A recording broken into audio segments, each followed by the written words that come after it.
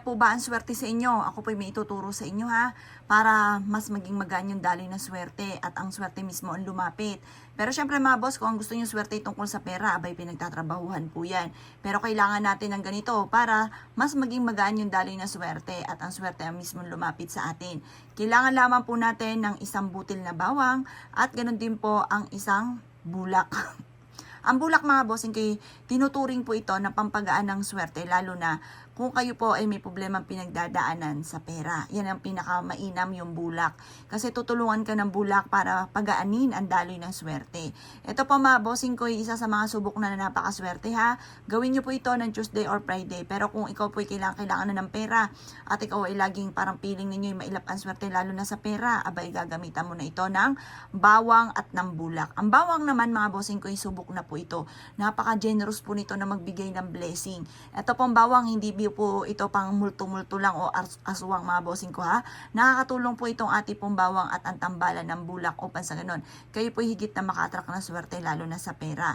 Itong tambalan na ito, kayo mismo ay magugulat dahil magsusunod-sunod ang mga blessing na darating po sa inyo. Proven po yan. Basta ikaw po ay naniniwala. Mag-wish ka ng mula sa inyo pong puso.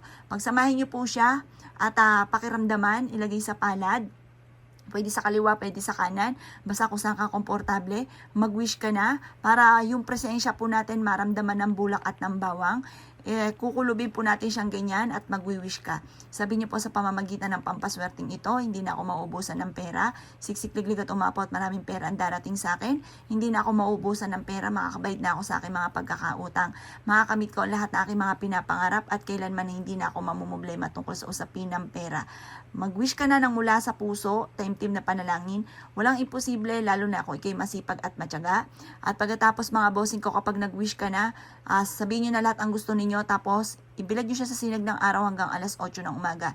Makalipas ang alas 8 ng umaga, ilagay nyo na ito sa inyo pong pitaka, positive lang, sabihin nyo po, simula na ito na tagumpay ko, hindi na ako mamumblema tungkol sa usapin ng pera. Ganun ang mga pag-wish na walang gamit na sana, direct to the point. Kayo mismo magugulat dahil magsusunod-sunod ang mga blessing na darating po sa inyo. Kaya ako kininiwala at naisyo po itong gawin. Asya mga boss, good luck po sa inyo po lahat.